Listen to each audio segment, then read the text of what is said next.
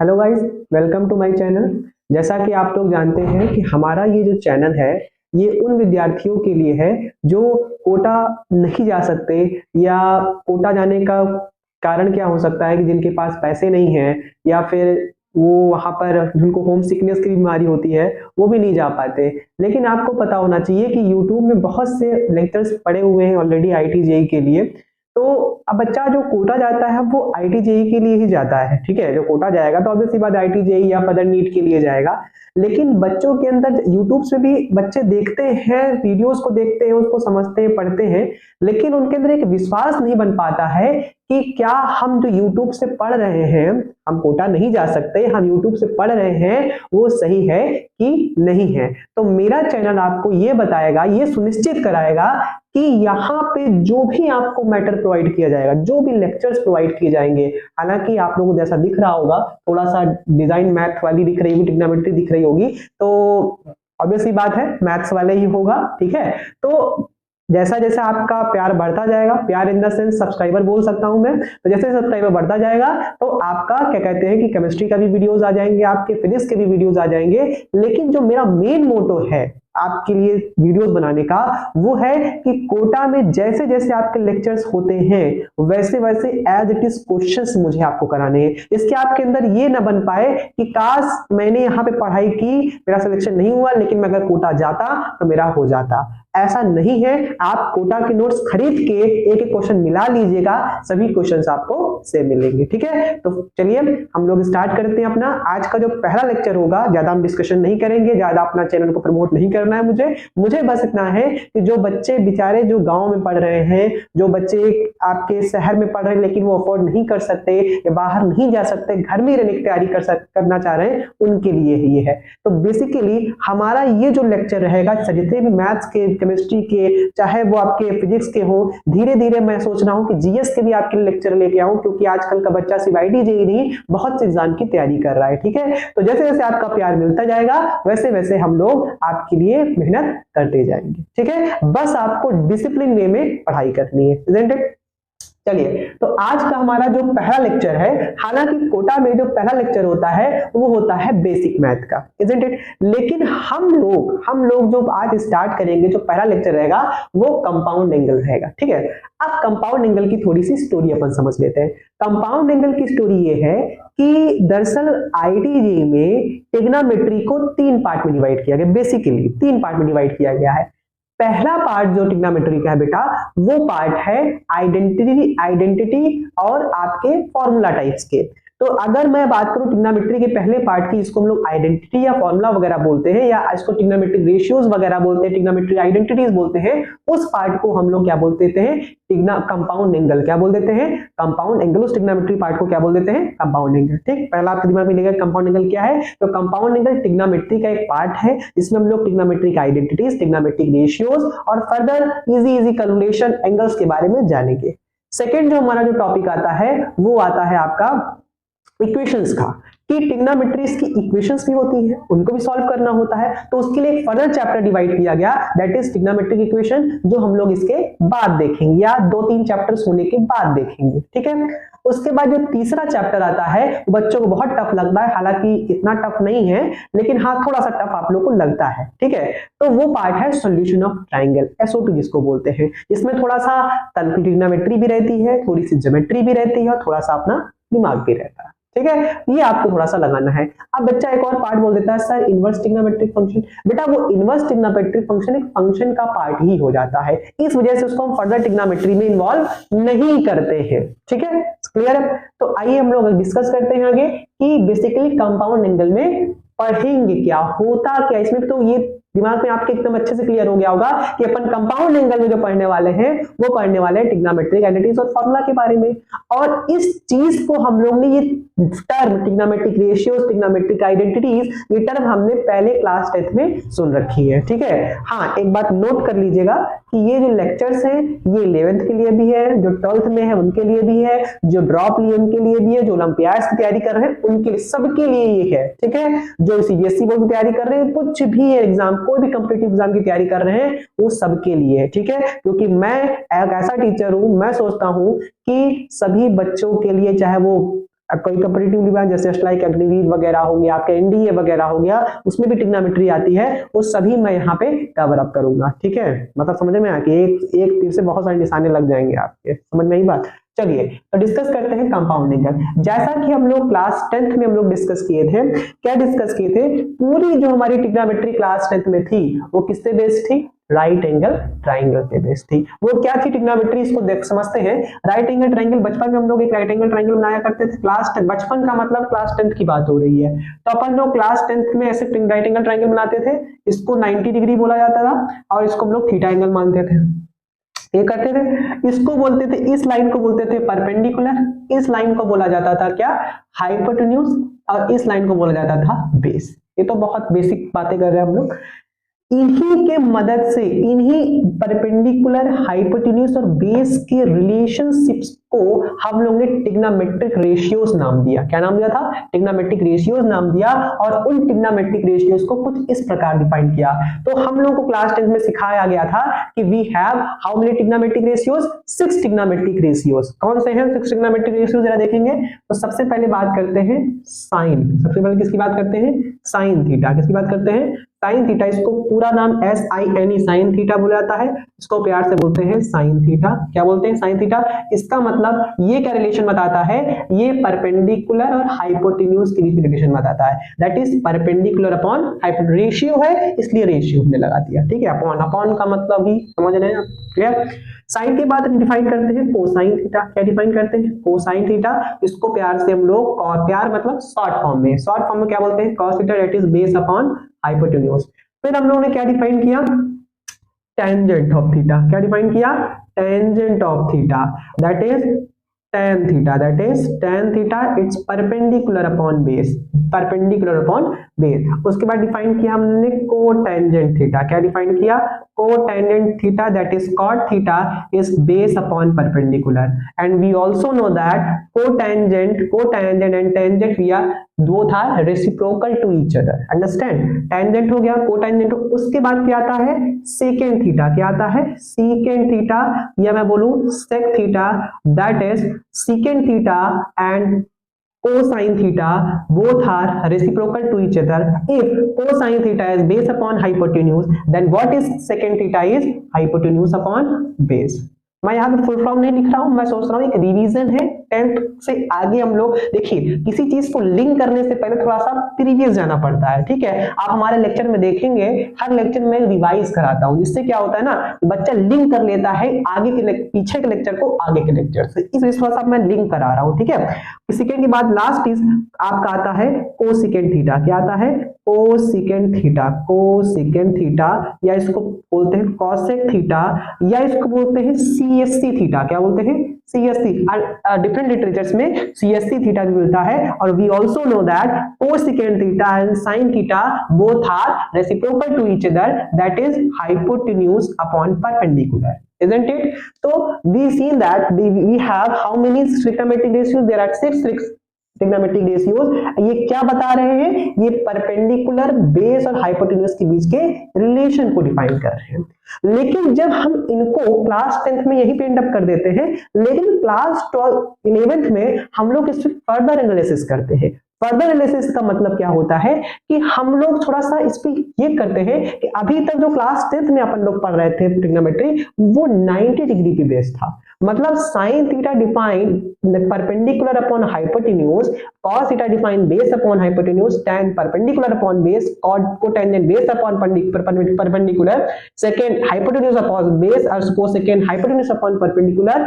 These are the limited. Limited का बोलने का मतलब यहां पर है कि ये सिर्फ 90 डिग्री के लिए बेस्ड, 90 राइट एंगल ट्रायंगल के लिए बेस्ड। मतलब बोलने का मतलब हमारा थीटा है, जो हमारा थीटा रहेगा बेटा जी, वो थीटा रहेगा सिर्फ कहां से, 0 डिग्री से 90 डिग्री के बीच की बात होगी हमारी, बस यही तक ये सब डिफाइंड है। लेकिन अपन लोग को अच्छी तरह से पता है जो ट्रिग्नोमेट्री है वो बड़े लेवल पे डिफाइन होती है। बड़े लेवल का सेंस का मतलब भाई ऑब्वियस बात है, ट्रिग्नोमेट्री है तो वहां पे एंगल की जरूरत तो पड़ेगी अपन को। इसका मतलब ट्रिग्नोमेट्री सिर्फ 0 से 90 डिग्री पे रेस्ट्रिक्टेड नहीं होती है, इनफाइनाइट एंगल्स के लिए डिफाइन होती है। ठीक है, हम लोग को थोड़ा सा हिंट दे दिया जाता है कि क्लास 10th में, कि बस इतना हम लोग को बता दिया जाता है कि 0 से 90 डिग्री के लिए ऐसा डिफाइन है, लेकिन आप जब फर्दर बड़ी क्लासेस में जाओगे वहां बताया जाता है और भी एंगल्स के लिए डिफाइन होगा। तभी बचपन में थोड़ा सा आपको लोग जो ओलंपियाड वगैरह की तैयारी कर रहे हैं उनको ये पता होगा कि जो साइन थीटा, जो थीटा की जो डोमेन होती है वो क्या होती है, इनफाइनाइट। हालांकि इसका डिस्कशन करेंगे हम लोग, लेकिन थोड़ा सा हिंट ले लीजिए, जो डोमेन की बात कर रहे थे वो इनफाइनाइट होती है, मतलब कि ऑल रियल नंबर होती है। ठीक है, ऑल रियल नंबर होती है कि आप कुछ भी थीटा रखिए कोई ना कोई वैल्यू आपको मिल जाएगी, इजंट इट। तो यहाँ पे ये हम लोगों ने सीख लिया कि ये जो डिफिनेशंस थी ये सिर्फ थीटा कहां से हो, 0 से 90 डिग्री के बीच में हो तब ये डिफाइन होता है, इजंट इट। और दूसरी चीज आपको ये बताऊं कि ये सिर्फ राइट एंगल ट्राइंगल की डिफाइन होती है। इसको और बोल सकते हैं, इसको क्या बोल सकते हैं, और राइट एंगल ट्राइंगल भी बोल सकते हैं। ठीक है, लेकिन अब हम लोग आगे के लेक्चर्स में देखेंगे कि क्या सही में कि साइन थीटा 0 से 90 डिग्री के बीच में डिफाइन है कि और एंगल्स के लिए भी डिफाइन है। तो इसके लिए थोड़ा आपको पेशेंस रखना पड़ेगा, वेट करना पड़ेगा, धीरे धीरे आपको लिंक कर पाएंगे कि हाँ वाकई कि साइन थीटा जो हम लोग पढ़ते थे डोमेन, इसकी ऑल रियल वैल्यूज होती है कि सभी रियल एंगल्स के लिए वैल्यू देता है, ये कैसे देता है आप लिंक कर पाएंगे। लेकिन पेशेंस बहुत जरूरी, कोई भी कॉम्पिटिटिव एग्जाम के लिए पेशेंस बहुत जरूरी होता है, इजंट इट। चलो नहीं, आइए हम लोग डिस्कस करते हैं। अब ये आपकी ट्रिग्नोमेट्रिक रेशियोज हो गए। अभी हम लोग सिर्फ 0 से 90 डिग्री के बीच की बात करेंगे। ठीक है, जैसे जैसे आगे बढ़ेंगे वैसे वैसे और एंगल्स के बारे में आपको मैं नॉलेज देता जाऊंगा। ठीक है, आइए ये ट्रिग्नोमेट्रिक रेशियोज हो गया। अब थोड़ा सा हम लोग डिस्कशन करते हैं आइडेंटिटीज का। इसका डिस्कशन करते हैं, ट्रिग्नोमेट्रिक आइडेंटिटीज, ट्रिग्नोमेट्रिक आइडेंटिटीज। तो बचपन में आप लोगों ने आइडेंटिटीज के बारे में जरूर पढ़ा होगा। ये आपके ट्रिग्नोमेट्रिक रेशियोज हो गए, ट्रिग्नोमेट्रिक आपके रेशियोज।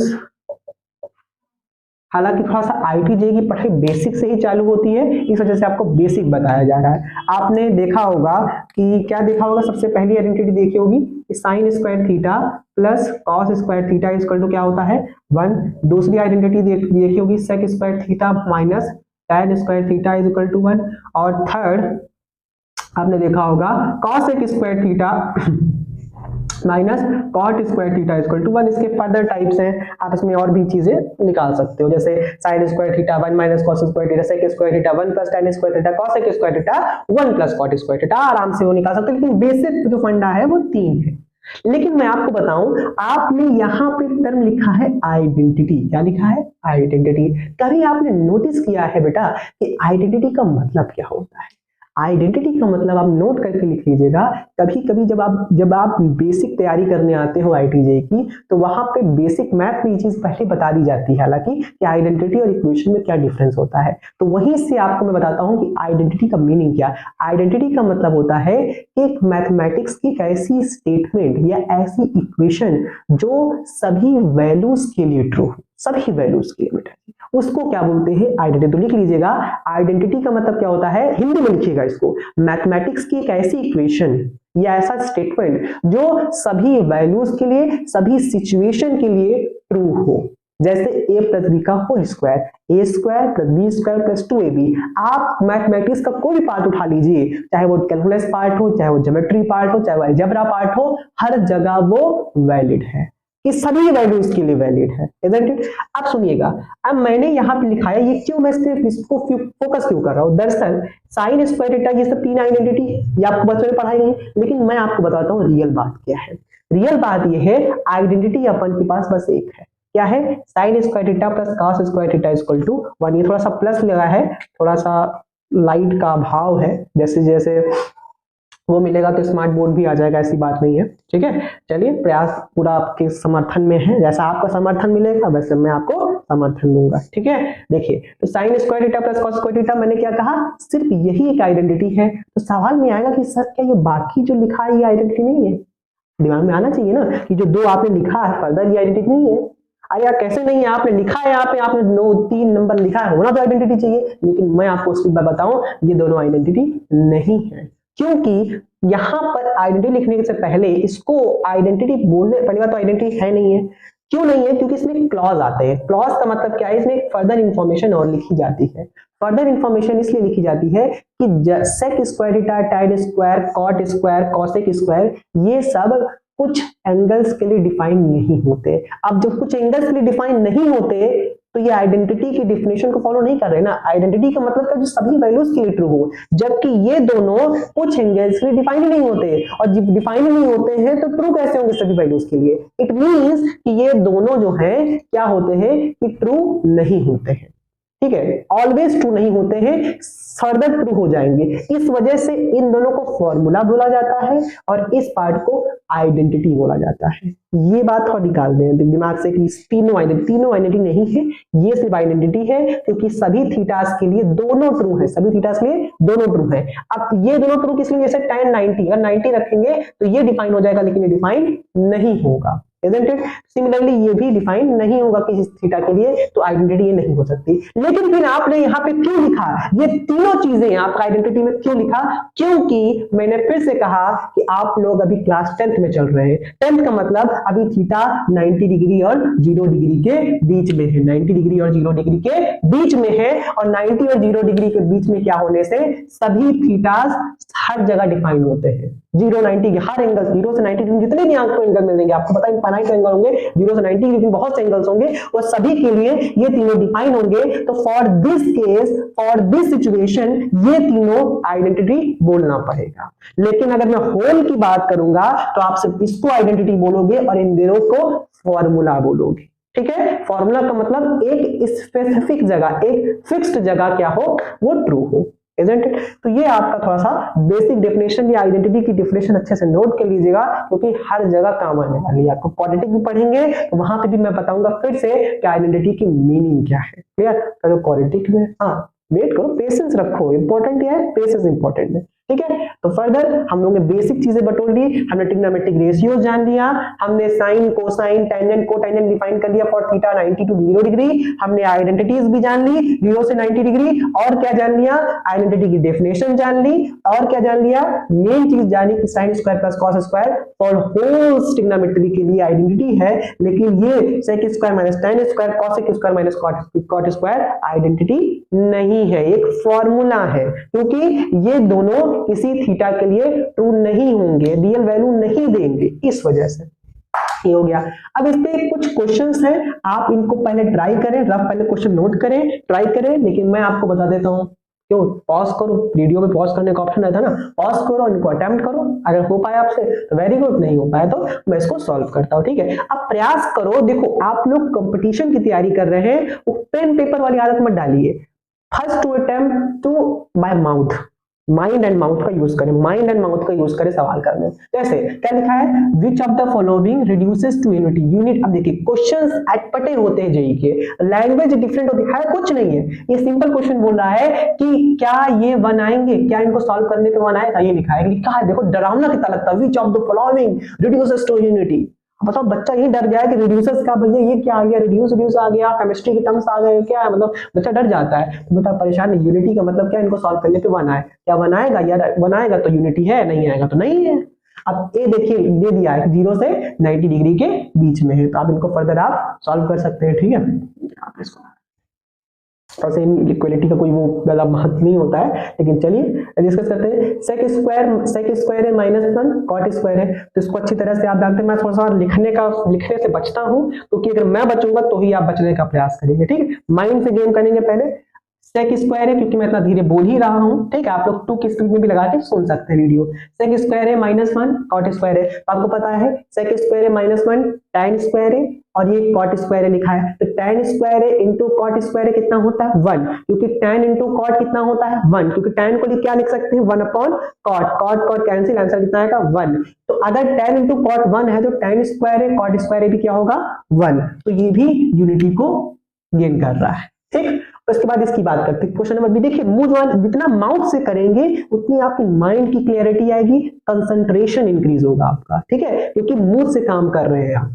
कॉज से जैसे हम अभी वीडियो बना रहे हैं तो अब मुंह से बोल रहे हैं, तो इसका मतलब क्या है कि मेरा कंसंट्रेशन बहुत हाई है, आपके वीडियो में भी है और सवाल में भी है, ठीक है। तो जब मुंह से करते हैं कंसंट्रेशन आपका अपने आप बनने लगता है, फिर कोई मोटिवेशन की जरूरत नहीं होती कि how to increase the concentration for study, no it's not important. आप सवालों को मुंजवानी करना चालू कर दें, देखिए सवाल भी हो जाएंगे, कंसंट्रेशन भी बढ़ जाएगा, ये मैं चैलेंज करता हूं, ठीक है। चलिए कॉस ए कॉस ए के under root sec square minus 1। देखिए अब सेक स्क्वायर माइनस 1 यहाँ क्या हो जाएगा tan स्क्वायर है, क्या हो जाएगा tan स्क्वायर है। अब यहाँ पे अंडर रूट लगा है, क्या लगा अंडर रूट लगा हुआ है। अब वैसे तो बच्चे यहाँ पे कहेंगे कि सर इसको तो मॉड tan ए से पढ़ना चाहिए, कैसा कर दीजिए मॉड tan ए से, लेकिन नहीं, क्योंकि थीटा ए जो है 0 से 90 डिग्री के बीच में है और आपको पता है कि फर्स्ट क्वाड्रेंट में सभी ट्रिग्नोमेट्रिक रेशियोज पॉजिटिव होते हैं, इस वजह से हम यहाँ पे मॉड का यूज नहीं करते हैं, क्योंकि हमको पॉजिटिव सी बात है कि अंदर वाली क्वांटिटी पॉजिटिव है तो उसका मॉडुलस पॉजिटिव ही खुलेगा, इस वजह से इसको tan ए लिखा जाता है। अब cos ए के tan ए ये है, अब इसको tan ए को क्या लिख सकते हैं हम लोग sin a upon cos a। cos a से cos a कैंसिल हो जाएगा, sin cos a कितना होता है 1, sin इंटू cos a के 1 होता है, क्योंकि sin को क्या लिख सकते हैं 1 अपॉन cos a के, cos a के कैंसिल 1 आ गया। देखिए इमेजिनेशन भी चल रहा है यहाँ पर कितना, आपको यहाँ पे इस चैनल आपको यही सिखाया जाएगा। स्पून फीडिंग कैरेट मैं नहीं बनाऊंगा आप लोगों के लिए, ठीक है। चलिए cosec square a minus 1 tan square, cosec square a minus 1 क्या होता है cot स्क्वायर ए होता है, और cot स्क्वायर ए tan स्क्वायर ए कितना होता है 1, ये भी बना रहा है ये भी बना रहा है, ठीक। उसके बाद डी ऑप्शन में 1 माइनस cos स्क्वायर ए 1 प्लस cot स्क्वायर ए, सोचिए 1 माइनस cos स्क्वायर ए sin स्क्वायर ए 1 प्लस cot स्क्वायर ए cosec स्क्वायर ए, sin ए cosec ए 1 तो sin स्क्वायर ए cos स्क्वायर ए कितना होगा 1 ही होगा, तो ये भी यूनिटी को गेन कर रहा है, ठीक। अगर दिक्कत आ रही हो सुने, ये मत कहे गरीब बेवकूफ मैं चूतिया बना रहे हैं गलत पढ़ा रहे हैं, ना ना इसी की जरूरत है आपको। आप लोगों को उल्लू बनाया जाता है, एक एक चीज सॉल्व कराई जाती है जो कि गलत है, ठीक। क्योंकि आप लोगों का कंसंट्रेशन बेटा जी बढ़ना चाहिए। हमको तो क्या लिख दूंगा यार, सॉल्व कर दूंगा, पूरा सोल्यूशन दे दूंगा आप लोगों को, सब खुश कर दूंगा मैं, लेकिन मुझे खुश नहीं करना है, मुझे आपका सिलेक्शन चाहिए, इस वजह से। अब ये ऑप्शन करिए साइन ए, क्योंकि वहां पे कोटा में यही सिखाया जाता है यार। कभी आप एक्सपीरियंस लेके आए? हाँ मैं एक्सपीरियंस लेके आया, मैं आपको सच बता रहा हूँ बेटा जी। साइन ए सेक ए कॉस स्क्वायर में रूट की बात है तो आपको पता है मॉडुलस का यूज नहीं करेंगे, क्योंकि ऑल ट्रिग्नोमेट्रिक रेशियोज पॉजिटिव होते हैं, ए 0 से 90 डिग्री के बीच में है, ठीक। तो यहाँ पे क्या हो जाएगा आपका cot स्क्वायर ए हो जाएगा, क्या हो जाएगा cot स्क्वायर ए। cot स्क्वायर ए को देखो, अब cot ये लिखा है साइन ए सेक ए cot स्क्वायर ए, अब इसको कैसे सॉल्व करेंगे? अच्छा cot स्क्वायर जब निकलेगा तो cot ए हो जाएगा ना, cot जब बाहर निकलेगा cot, देखो इसका मतलब cot स्क्वायर है, जब वो रूट लगा रूट से कट जाएगा। अरे यार देखो भाई ये ऐसे लगा हुआ है cot स्क्वायर, देखो एकदम बेसिक से बता रहे हैं तुमको, 1/2 2 से 2 कैंसिल तो क्या आया cot ए आया। cot ए cos अपॉन साइन क्या होता है, cos cot क्या होता है cos अपॉन साइन, sin ए कैंसिल, cos और cos बच जाएगा यहाँ पर। अरे इसको क्या लिख सकते हैं बाबूजी, cos ए अपॉन साइन ए, साइन ए से उड़ गया, cos ए से के 1 होता है, हमको पता है ये। चलो ये भी यूनिटी आ गया, सब यूनिटी आ रहे हैं, सब बना रहे हैं। 1 प्लस tan स्क्वायर है 1 minus sine, 1 plus tan square है क्या होता है 1 प्लस tan स्क्वायर है sec स्क्वायर है, 1 माइनस साइन स्क्वायर है cos स्क्वायर है, सो sec इंटू cos 1 तो sec स्क्वायर है और cos स्क्वायर है कितना भी होगा वो भी 1 होगा, ये भी 1 आ गया, isn't it? अब ये क्या लिखा है sec स्क्वायर है sin स्क्वायर है sec स्क्वायर है। अच्छा इसको कैसे करेंगे, सिंपल है, sec स्क्वायर को कॉमन ले लो, बहुत मेथड है, आप अपने मेथड पे अप्लाई कर सकते हैं, कमेंट सेक्शन में बताइएगा अपने मेथड्स कैसे कैसे और भी कर सकते हैं। इसको कैसे कर सकते हैं, sec स्क्वायर है कॉमन ले लीजिए, अंदर क्या बच जाएगा sec स्क्वायर कॉमन, यहाँ 1 बचेगा, यहाँ माइनस बचेगा, यहाँ sin स्क्वायर बचेगा, 1 माइनस sin स्क्वायर है cos स्क्वायर है। अभी मैंने आपको बताया cos से sec 1 तो sec स्क्वायर है cos स्क्वायर क्या होगा 1, तो ये भी 1 आ गया, ये भी यूनिटी गेन कर लिया। अच्छा ये क्वेश्चन कैसे करेंगे, डरावना दिख रहा है, एलसीएम वाला फंडा लगा सकते हो, नहीं लगा सकते एलसीएम वाला फंडा, ऐसे कर सकते हो 1 अपॉन 1 प्लस साइन स्क्वायर ए प्लस 1 कॉसेक स्क्वायर को क्या लिख सकते हो 1 upon sine square A, isn't it. ऊपर क्या हो जाएगा, ये एलसीएम सब सॉल्व करोगे तो ऊपर बन जाएगा 1 प्लस साइन स्क्वायर ए और नीचे क्या बन जाएगा 1 प्लस साइन स्क्वायर ए, कैंसिल होकर ये भी क्या आ गया 1 आ गया, तो ये भी आसान हो गया। बहुत आसान है बेटा, कोई परेशानी नहीं, कोई दिक्कत नहीं है, ये थोड़ा सा अच्छा है। इस तरह क्वेश्चंस में क्या लिखा है tan स्क्वायर है sin स्क्वायर है tan स्क्वायर है माइनस sin स्क्वायर है।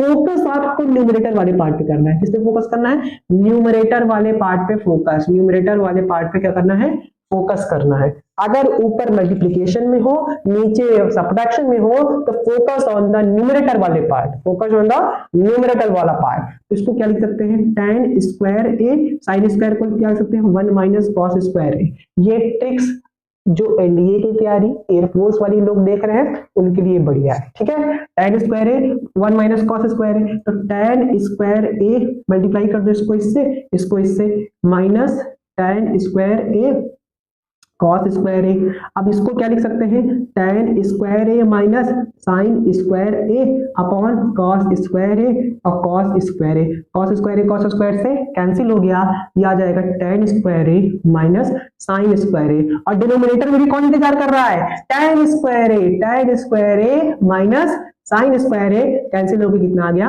1। तो कितना आ गया, इसका भी आंसर कितना आएगा 1, इसका भी कितना आएगा 1, इसका कितना आया 1, इसका कितना आया 1, इसका कितना आया 1, इसका कितना आया 1, इसका कितना आया 1, इसका कितना आया 1, इसका कितना आया 1।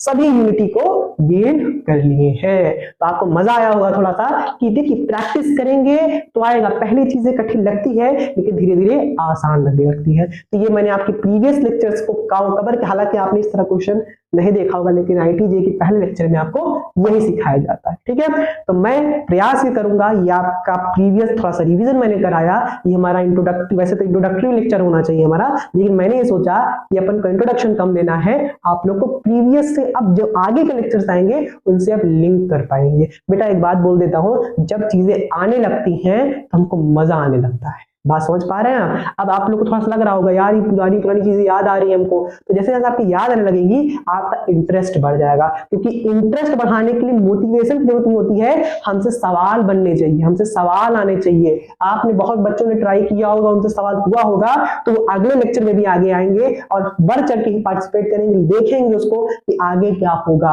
आगे चीजें हमको आएंगी कि नहीं आएंगी, लेकिन मैं आपको गारंटी देता हूं कि आपको चीजें अच्छे से समझ में आएंगी। तो मिलते हैं अगले लेक्चर में, अच्छे से देखिए, अच्छे से नोट्स बनाइए और रिवाइज करिए, क्योंकि बोर्ड से ज्यादा मेरे बोल इंपॉर्टेंट है।